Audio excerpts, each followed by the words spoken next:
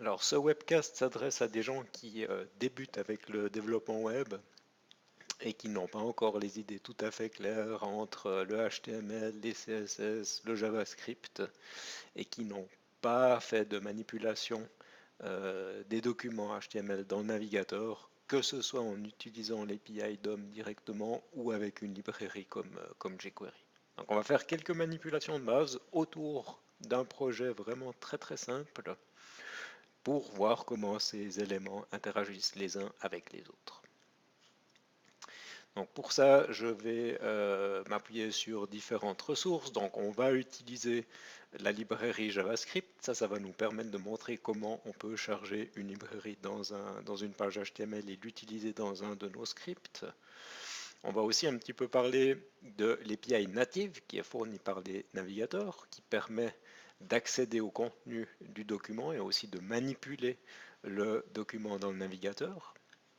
Et puis, ce qu'il faut savoir, c'est que jQuery a été développé à une époque où il y avait pas mal de différences entre les navigateurs et où l'API DOM n'était pas très pratique à utiliser.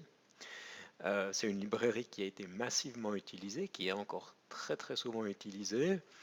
Depuis, l'API DOM a beaucoup évolué, donc vous trouvez pas mal de ressources sur Internet où on va vous expliquer qu'aujourd'hui, c'est plus forcément justifié d'utiliser jQuery que l'API de base, l'API native fonctionne très bien.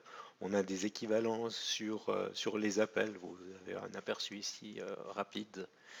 Et puis finalement, l'argument c'est pourquoi est-ce qu'on utiliserait une librairie qui pèse quelques dizaines de K qu'on doit transporter à chaque fois du serveur vers le client si au final le navigateur est capable de le faire. Il y a aussi une question de performance puisque le DOM est une API native, on va avoir des performances qui sont meilleures que si on utilise une librairie JavaScript. C'est pas vraiment le